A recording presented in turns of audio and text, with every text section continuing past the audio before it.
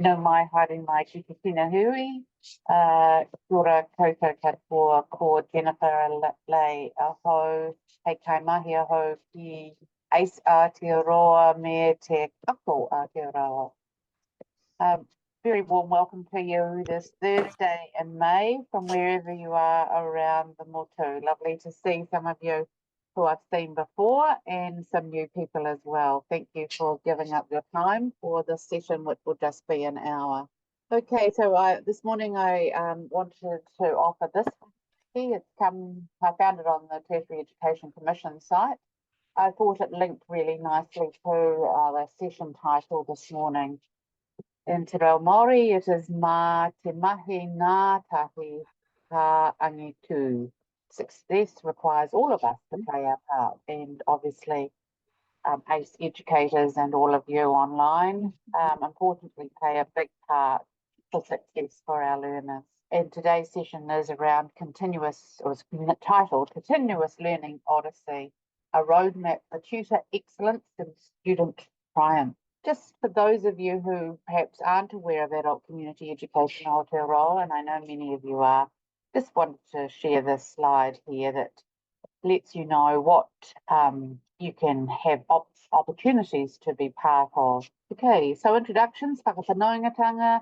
I'd love to be able to talk to you all and spend time getting to know you all, but sadly, I know we're all, rushed for time.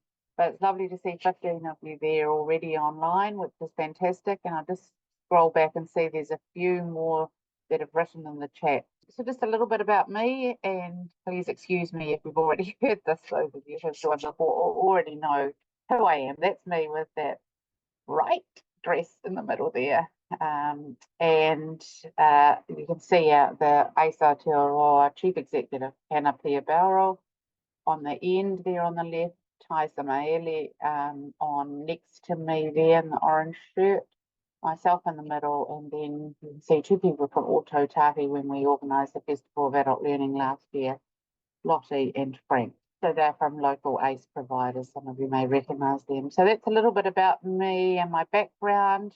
Lots of years of teaching adults, and I always acknowledge the women and the men, but mainly the women because they were so honest, who taught me so much at Christchurch Women's Prison when I taught there for 12 years. And then I've done a lot of study from the University of Canterbury and taught there, and the College of Education, the Institute of Technology, and currently I work for Upper Aotearoa. I've also done some other corporate work and a lot of community work as well.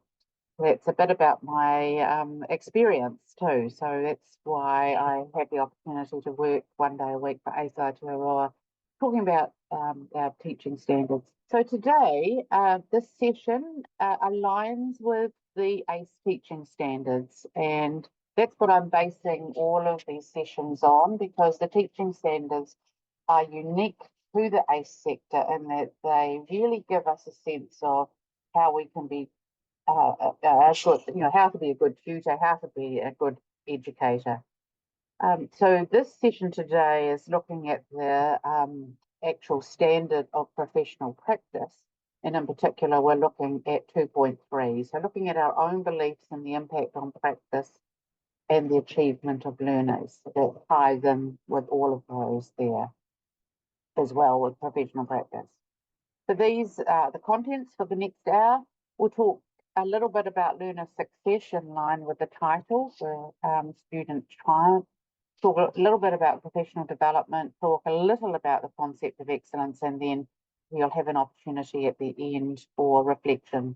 In other words, so what is it that you might integrate into your own practice from today's session? Even though it's just an hour and I will be covering things reasonably quickly, I always feel there's something that I can try or think about or follow up. That's certainly my plan for these sessions always, is that it'll give you some tasters, give you some more info that you may not know about already and want to follow up with. The first slide around learner success or student triumph, as I've titled it. I wanted to share with you our guiding work from the Tertiary Education Commission, and I'm pretty certain a number of you have explored this, but if you haven't, feel free to. So this is a government guidelines around learner success, and it's called Oretitanga in Te Reo Māori. So that's their learner success framework there, and that's what they encourage all of us working in the tertiary education sector to be considering. And certainly that's something that ACE workers, educators, staff around the country can be mindful of as well. So it's really thinking about, as ACE educators do so well, is putting learners at the heart of what you're doing. And I know many of you do that all the time in the teaching that you're doing. So I'm not saying anything new, but if you like a framework, here's one here that you can explore and find more about. You can see I've put the link there. And if you haven't already explored that, there are a lot of pages there that talk about all of these things, as you can see, culture and leadership, data, pathways, holistic learner supports, learner-centric systems, teaching and learning, importantly. So if you wanted to find out more, there's a lot of documentation that you can follow through with there from the Tertiary Education Commission. It focuses here on, as I said earlier, about the learner being at the centre. These are the questions that the Tertiary Education Commission asks as far as getting to know learners. Again, they're not new, I'm sure, to many of you, but I think what I like when I ever engage in any professional development, I know what I like, rather, but I think what is most helpful for me is just to be reminded, and whilst I know some of this, sometimes it's just affirming, yes, it's good that I do this, but also, oh yeah, I forgot about that, or yes, that's right, I need to implement that.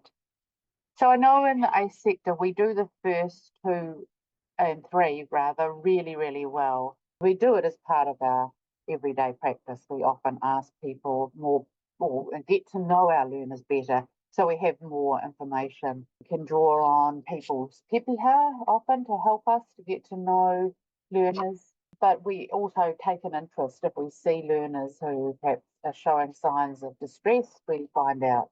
These are guided questions from the tertiary education. So, you know, what do they need to succeed? What do we do that works for them? So that's always tied to evaluation, which all tertiary educators are invited and reminded to do. And as well, that key question, what do we do that doesn't work for them? Again, that's very much a part of the evaluation process, which I know many of you work with as well in your own space around the country. You know, take notice of what your evaluations say. We're going to move on for the rest of the session, focusing on you. Of course, know that importantly, the learner is at the centre and is important.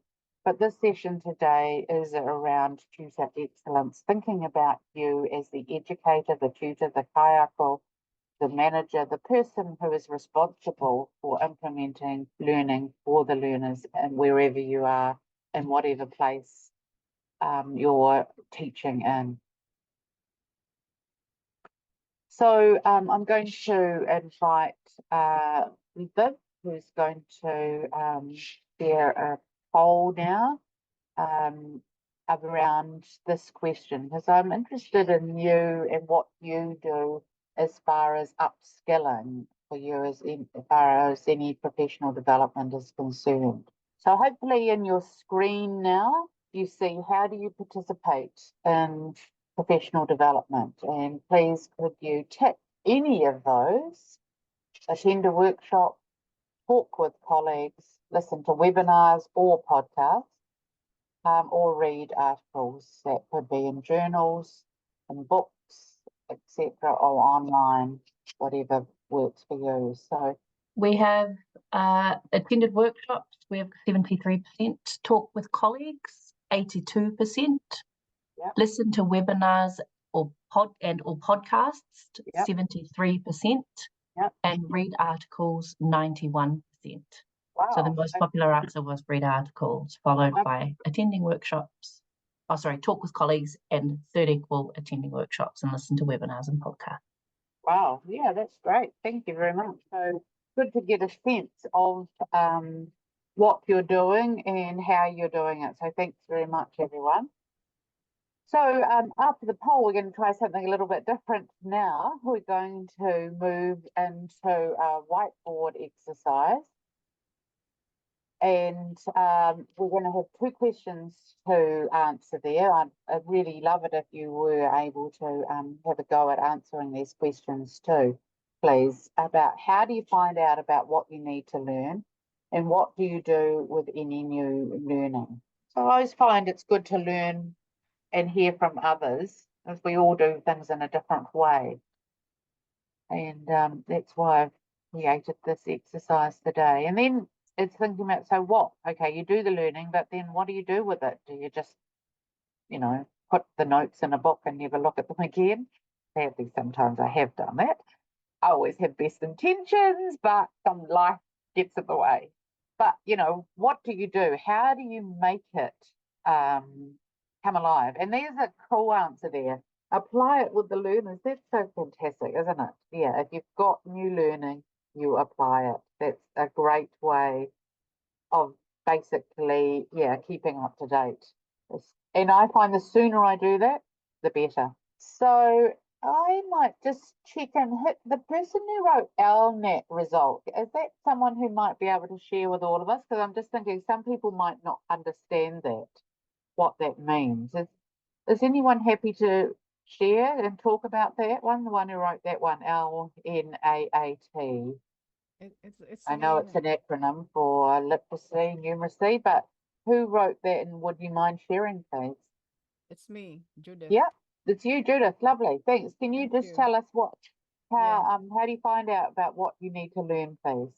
Yeah, What it is okay. first, because Yeah. some people may not know, Judith. I'm not an expert on LNAT, obviously, but I have encountered the LNAT result, which is a very good offspring for the basis of more feedbacks from the learners. For example, usually we do the LNAT during the first assessment, right? Which means it is a part of the pre-assessment activity. And then, Cool. for example, if the LNAT result of a certain student, shall we say learner X is Koru 3, Koru 3. So I make sure from my experience that I need to source out materials that are commensurate or that are matching with that level 3 or Right. Koru 3. So which means that all the learning materials will be attuned to what we call the work demand. What is the demand of the work on learner and on literacy and numeracy according Yeah. to his level, and then the needs of the learner himself or herself. Yeah. Like is it more of literacy and numeracy? And then of course I also base it. I match the LNAT result with what is being recorded by the organization. Right. Yeah. Thank you, Judith. I Yeah. I Thank you. hope everyone heard that. I Oh, tried very hard to. sorry, I did not define, or the acronym stands for Literacy and Numeracy Adult Assessment Tool. Thank you very Yeah, much. that's LNAT. Yep. Yeah, and Thank you. thank you, Judith. And I know many of you are familiar with that, but some may not be. Literacy and numeracy adult assessment tool. Lovely. Thanks for explaining. Marie, what are you showing? Just trying to show those that don't know about the Koru symbols Yeah. and Oh, how good. that goes, the 1, 2, 3, and the levels for that. Yes, I wasn't sure of that. Thank you, Marie. Yeah, Yeah. lovely. Cool. So do ask any of the people here. I think it's mainly the Literacy Aotearoa people, perhaps, is it, who are working with that, or any literacy provider. But I know there's a number of Literacy Aotearoa people here. So thanks for sharing that. So that does give us a sense of how you find out. So look, and lots of activities, still lots of boxes moving. That's great. So some good things there. People are finding out what to learn from research. Fantastic. Feedback from learners and manager. Yeah, that's very similar to the LNAT result. Good to hear from your learners what else you need to learn. Asking learners, fantastic. Nice to see ACE emails there. That helps. Talking with others, that's always good. When I encounter a new type of learner with special needs, yes, that helps too, doesn't it? Particular needs, and many I know are finding more issues around neurodiversity, so we often learn more about that when we need to. Sometimes that happens. We like to be prepared, but often it's only when we need to. We utilize LinkedIn learning streams. Okay, who wrote that one, and do you mind sharing that? Because some people may not know about the use of LinkedIn learning streams. Is anyone happy to share that one? Who was that? Yeah, so LinkedIn Learning has a whole lot of learning streams that you can choose from. So Right. each subject area, you can Yep. choose education, teaching, and then they'll have a whole lot of videos, podcasts that you can download or use from that from LinkedIn. Fantastic. Great. So that's good to know. I actually use LinkedIn for professional connections, Greg, but I haven't used it for learning streams. So that's some new learning for me today. Thank you for explaining that, and hopefully other people might find that useful as well. Yes, so let's go back again. People are finding out from their employer, asking the learners directly what they need. I love all those answers, newsletters, their emails, learner feedback, and talking with others. Yeah, I think I might have mentioned that. So lots there focused on how do you know what you need to learn, to find out from just becoming aware of what's out there, and of course asking the learners. Great. Let's just move on to the next one there. You've certainly done a lovely job of that whiteboard. Hope you've enjoyed having a go with that. What do you do with any new learning then? So as I said earlier, sometimes we go to courses, go to conferences, and that's it. The day out, maybe. As much as we like to implement it, sometimes it doesn't happen. So I just think it's good reflecting on that and thinking, oh, how do I implement it? What do I do? So yeah, it's good to see people saying there they put it into practice. They share it with learners and with colleagues. Sharing helps. Yeah, a lot of you are sharing others, applying it, discussing, reviewing materials. Oh, that's really disciplined. Good. Yeah. And again, sometimes I do that. I know I've written notes to a particular issue and I review it. And it's good to see many of you are doing that too, or doing it as part of your practice as well. Try to implement any new ideas that suit your learners. Yes, that's always important too, isn't it? Sometimes we might have new ideas, but they don't always work. And then the last one is there, write notes after a lesson to remind myself. That's great too. Really good discipline to do that. And then we can review it and implement it if it's appropriate. So talking a little bit about professional development, one of the key things as ACE tutors, educators, people working in the ACE sector is to be mindful of the teaching standards, because if we're talking about professional development and we want to be sure that we're doing things well, keeping up to date as far as being a good tutor, that's what the intention of the ACE teaching standards are for. And I know many of you have looked into these, have attended a successfully teaching adults workshop, or maybe going to in the future. But just be aware that on the ACE website, you can find out about those teaching standards. And they are there with 17 clear indicators, so you get a sense of how you're going as a tutor. Are you, in fact, working well so that you can be a tutor that is recognised for being essentially good, competent, and skilled. As far as the standards are concerned, we have the idea of manaakitanga, so that's acknowledging a respectful environment, rangatiratanga, so being aware of the autonomy of the learner, and whanaungatanga, ensuring that there's an opportunity for all learners to connect with you and with each other. And the other standards are around commitment, knowledge, and practice. And lots more detail there on the website. And again, if you want to attend a workshop on the teaching standards, in particular successfully teaching adults, do get in touch. And I can come to your region and provide you with that workshop for free, as long as you've got over 10 people. And I know that I've done that a lot last year and certainly going to do it again in the second half of this year. But get in touch if you're keen and look out in the ACE e-news for those updates. So as far as professional development is concerned as well, here's some more information that ACE Aotearoa offer. And again, some of you may know this, but it's just a reminder that if you go into the ACE Aotearoa website, there's the address there, you can see the following workshops that are being provided or will be provided around the country for your own professional development. So much of the rest of this session is based on what can each of us do if we want to keep on increasing our skills and knowledge as far as teaching is concerned. I'm just offering you a number of different resources. So hopefully it asks your questions that you asked earlier. So there you can see, I know some of you may have gone to Nigel Sutton's workshop on supporting neurodiverse learners.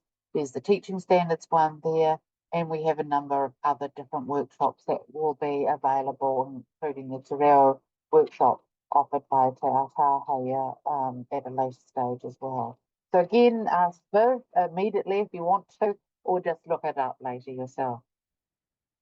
Now, here's a new resource, a reasonably new resource in the last couple of years. I was actually involved in the writing of this resource, so I have a lot of knowledge about it, and I'm really happy to share any information with you. If you go to that website there, and that will be in the references, and you'll be sent it later, you can download this resource for free. So it's called Ngā Hauewha o Tā Whiri Mātia, Culturally Responsive Teaching and Learning for the Tertiary Sector. It's written by a lot of people, led by Dr. Angus McFarlane from the University of Canterbury. A lot of people, staff at the University of Canterbury, who have a lot of knowledge about culturally responsive teaching and learning. And what I like about the book, and what I tried really hard to suggest, is that, to reinforce rather with the academics, is that educators wanted something they could grab and implement and have some good ideas in there. So if you want to know more about how to implement culturally responsive teaching and learning, it is intended for the whole tertiary sector. So that includes you, of course, as ACE providers. It includes private training, university, polytech, wānanga staff, and those in the workforce. And it talks about how to ensure that you're modelling manaakitanga, that's about care, whanaungatanga, relationships, kotahitanga, unity in your learner and learning community, rangatiratanga, so that's around student agency and leadership. And what I like is it does ask lots of good questions in there. You also might want to look at the case studies and exemplars. I actually interviewed Te Aotearoa, our Te Reo expert in there, so you get a sense of how she implements and what she does as a culturally responsive educator. So you can read her story there. So again, just a resource if you're interested. None of these you need to follow up, but if you come to a time where you feel like you want to find out more, that's one resource I'd really recommend. It's very recent and very, and you can download all of these ones I'm sharing with you for free. Hopefully very accessible. As far as the next one's concerned, there's two here, and these are from the Ako Aotearoa website, again for free. And do have a look around these if there's something more. These are perhaps a little bit more academic and a bit more reading in there, but there is a lot of information that you can go to and find out about there if you want to around Pacific learner success and of course Māori learner success in tertiary education. And again, all of those you can download for free. Sometimes tricky to find, which is why I put the link there, but I always use the magnifying glass and write what I want. And that helps find it, because we have tons, being Ako Aotearoa, have tons and tons of research and professional development documents there. So do have a look if you would like to find out more. Some of you again may know of this resource too, and so there are workshops you can attend for these as well through Ako Aotearoa. So this is a great toolkit about the 10 habits of phenomenal educators for Pacific learners in New Zealand tertiary education. I know the titles was around of this webinar today was tutor excellence, but as far as phenomenal is concerned, I think that's a really cool word to use, isn't it? As you know, instead of using that word excellence, which we'll talk about shortly. Greg, I don't think you need a login, but yeah, perhaps I have, because I'm on the UC campus, I might yeah, just let me know if you do need a login, because I can send you it too. I'll just send you the resource if you want it later. Thanks. Yeah, I tried to Okay. sign in, but it needed a login. Through Oh, the, did you? Oh, I'm so sorry. Oh, damn, I was hoping it was a free. I thought it was needs to be made to be free for everyone. Okay, sorry. Let me know if you want that. Or I'll try and send it out, give it to Ty or Viv to send out later. I'll just make a note of that. So they can accept it. Cool. Okay, let's keep going on. Yes, and some of you may know of Pathways Aotearoa as a professional development site for educators. And if you don't know about it, here again is some information for you to explore. And again, this is free and you can sign up and you have access to, again, lots and lots of resources there. So that's Pathways Aotearoa. Some of you may be using it already for your learners, but don't forget you have lots of opportunities around Māori cultural capability, Pacifica, digital literacy, universal design for learning, learner agency, and Tapatoru, the Ako professional practice tool. So lots in there if you haven't used it already. Lots of free webinars for educators as well. And again, as I say, did I say it was free? Yes, it is. And Facebook group there too, always social media for Pathways, ACE and ACO actually. All right, let's carry on and look at a little bit more there, just in case you didn't know. ACO has lots of workshops there you can sign into. Some of those, of course, we do need to pay for. Here's some cool resources again for free, again, easy to download. I use these ones a lot. They're good resources for new educators. That's for, it says tertiary educators. Don't forget tertiary teachers. That's you. You might not think that because sometimes ACE is ignored, but that totally is you. So have a look here. It gives you lots, especially new educators. I often share this link or the book if I see people in person with them. And you can download that and it gives you lots of ideas when you first start as a tutor in front of your students. So whatever you're teaching, you know, whether it's cooking, whether it's reo, whether it's computer skills, it does give you lots of good ideas. And following on from that, equally again, just go into the magnifying glass and write goalposts and it will take you there, then you can download it for free and you've got it.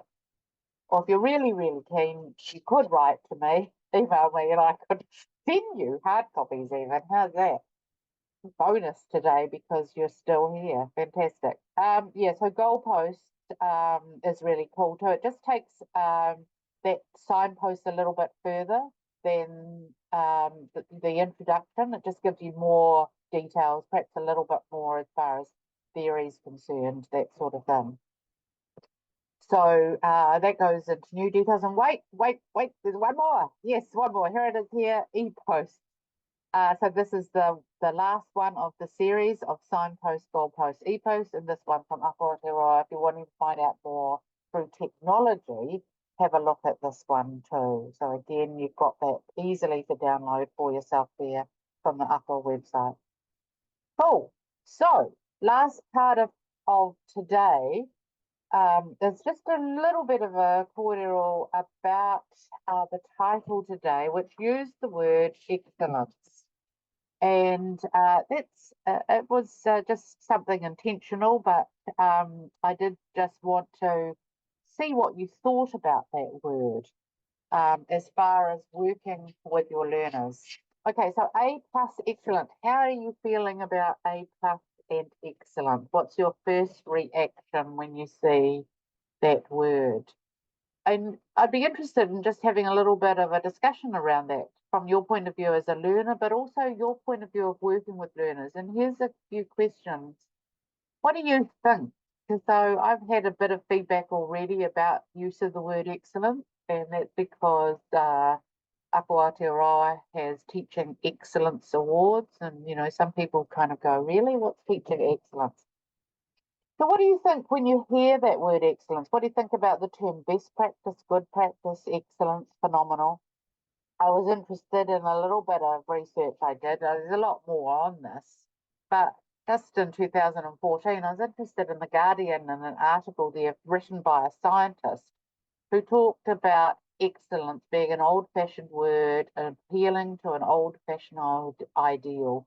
Excellence tells us nothing about how important the science is and everything about who decides. And I guess that's what I'm interested in hearing from you. Just a little kōrero if you feel like it before we finish today. Those of you who may have some kind of political views on this, because, sometimes it is about what other people think, and is it worthwhile talking and aiming and striving for excellence today? What do you think about that? My husband is an educator, so I briefly talked to him about what I was teaching today, and he said, yeah, he avoids the word because he finds it like a platitude, really. He doesn't feel that it means anything. So what do you think? Anyone care to open up and just share what you think? Never use that word, Bex. Yeah. Okay, avoid it because it can open up others to not feel you are saying that. Yeah. So it's not an inclusive word, is it? And that's what ACE educators are renowned for, as being accepting, non-judgmental, and inclusive. I mean, it's okay if you use the word. I mean, I'm sorry, I don't want to be saying don't ever use it, but I'm just interested in some of your thoughts about the word, because I find sometimes when people use it, people have a strong negative reaction to the word. So I was just thought it happens to be in this title, and I just thought, oh, what are people thinking about excellence? So Bex never uses the word. No, it just brings up a lot of past trauma. Yeah, for sure. When we didn't get, say, A plus excellent. Yeah, that certainly happens for me. The people in the room who did get A plus and excellent, and then there's a whole heap who don't. Yeah, and that's often the group that we work with. Certainly for me, working with women in the women's prison, there were a lot of women there who would never have thought they were good enough to be excellent. So there was a lot of trauma for them around their learning, and that prevented them from continuing on with their learning. Yeah. And here's another comment. It's very broad for me as a learner. I'd rather know what I'm doing well at rather than guessing. Yeah, that's a good point too. So sometimes it's arbitrary, isn't it? Who decides who's excellent? I do find myself sometimes being a little bit skeptical when people have the term excellence given to them. I think when I see them, I have high expectations. Yeah. So it's a tricky one. And yet, oftentimes people love it, don't they? Though, I mean, the people who achieve excellence love it. Yeah, always room for improvement. Thank you.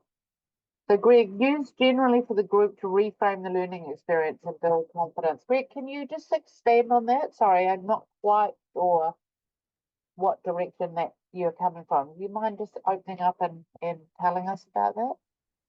Yes, so I realize that people carry a lot of trauma from their educational experience. Yeah, Oftentimes when they're going through their secondary or the primary, whatever it was. And so I use the term to say that we've had an excellent session. There's been excellent participation. yeah, I'm trying to reframe in their mind yes, that they are doing really well. So instead of saying you're doing well, say yeah, excellent. This has been great today. You've done really well. yeah, So I just group it as far as, and for me, it's to help them move past the barriers, because what they come through when they're doing this is they're coming in with a whole lot of barriers and blocks. sure. And so I use that just to help move them past this. I'm trying to shape the paradigm by using words that they may have fear from or whatever it is. I'm recontextualizing it, putting in their current experience, building Yeah, confidence by framing it that way. yeah. Cool. Thank you very much. Thanks very much. That's great. I really appreciate you sharing how you're using the term and reframing that learning. And obviously, as you say, they're building confidence. That's great. Thanks so much. We won't dwell on that, but I guess offer it for you, provoke you to think about that term. I'm not saying not to use it, but I guess for some people it is, as you can see, part of the trauma for them of trying to learn is that past experience of not being labelled as excellent. Yeah. However, there's still lots of ideas and resources on excellence. Here's one, for example, I found again on Ako Aotearoa website, Striving for Excellence, a guide for tertiary teachers. So it is used a lot, you know, we can still find lots of resources and people talking about excellence. Marie, I don't like it like a 1 to 10 better. Oh, yeah. Yeah, cool. Because that guides the students and they can build on this better than I think. Yes, so they know if they're at a 6 that they might want to get to an 8, etc., etc. Thanks, Marie. Great. Okay. And again, this is actually some recent research from Claire Good at Otago Polytech. And she recently presented this information about her research stories known as an excellent adventure. She talks about the keys to teaching excellence, and a lot of this I'm sure will be very familiar to you about the idea of building relationships, focusing on learners, the idea of facilitating learners, about creating creating an environment and reflecting on practice. So Claire works at the Otago Polytech Teacher Education Department, and she's interviewed a number of educators there who've been awarded the Tertiary Teaching Excellence Award, the Te Patu Kairangi Award from Ako Aotearoa. And she found these common themes from those research stories. I think that's where some of the conversation around excellence has come from for me, because she's recently presented that, and I have had some feedback that was challenging the use of the words excellence. So that's why I've included it in today's session. But have a look there. You may be interested in the results. Certainly this wheel I like. I mean, that's great. I think there's lots in there that we can look at for thinking about us as educators. Are we these people who make place for learning? We have fun with learners, that we build relationships. Are we wanting learners to succeed? I'm sure you can say yes to a lot of these, actually, that you share your passion, you're allowing people to feel safe. These are all attributes of teacher excellence. So if you like that wheel, there's a link again, or you can find out more from her whole research. Yeah, just download that again and find out more information about it. Just about to finish, I just want one more bit of information I want to share with you, and this has been around for a while, in fact since 2006, but if you haven't come across Ken Robinson, Sir Ken Robinson from the UK, you may want to have a look at YouTube and his Changing Education Paradigms clip. So he is an educationist, and he's talked about corporate excellence, killing creativity. He talks mainly about the school sector, but I think it has a lot of value for us working in tertiary education and the ACE sector as well. So if you haven't looked at his clips, he's got a TED talk, and he's got some great ideas here around what happens in education. The learning revolution, he talked about it in 2006. This clip is from 2010. Do have a look. You know, I found it and do still find it really thought-provoking to think about that with learning. So I've covered a lot in this session. Hopefully there are some ideas there for you from the time on learner success, professional development, and the concept of excellence. So just as the last part of the last minutes of this session today, I'm really interested in what you might do differently. So there have been some ideas that people have shared there. So now, whakaaro, what are your thoughts and reflections? And do you have any final questions? as I said, we've talked about excellence, we've talked about learner success, and I've talked a lot about professional development. So maybe in the chat there, could you write a few things that you might do differently now? So what? What is it that you'll do after this session today? Is there anything that stood out? Will you use the whiteboard? Will you look at the YouTube clip? Will you download any of those resources? Will you contact me? Will you contact Viv? What's a thing you'll do? You know, and sorry to push you on it, but it's like sometimes we just turn off at 11:30 and think, oh, I have my lunch now, and then we forget about it. Sorry, that's a bit harsh, but what I just then provoking you to think, you know, what will you do? You've given an hour to this for your own professional development, and I congratulate you on making that time. I know it's always busy and hard to fit it in, but so what? Yeah, what will you do? But okay, not sure, but you'll check out some of the links. Great, thanks. So okay, I appreciate your comments there.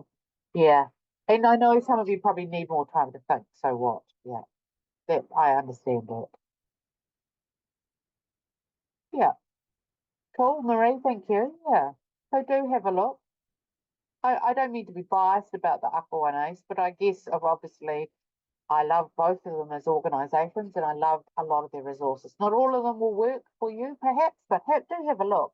I've tried to find the ones that I thought were the most practical and not too much of, you know, heavy academic reading, just because, not that you can't do it, but it just takes so much time. Yeah.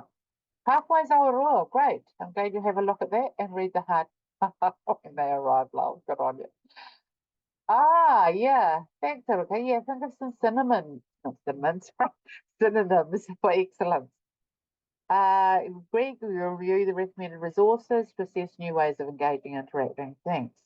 Yep, great. Thank you, Greg. Yep, cool. And with Marie, we've looked at there. Anything else? Maybe some of you have any questions, Viv, were there today?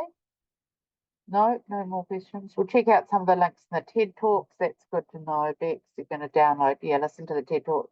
Keep my personal PD, not just through work. Oh, yeah. Yeah, but that's it too, isn't it? There's so much we can learn every day. And certainly, for me, I've learned, thank you, Greg, LinkedIn learning streams. That's it. Yes, I'm going to have a look for that.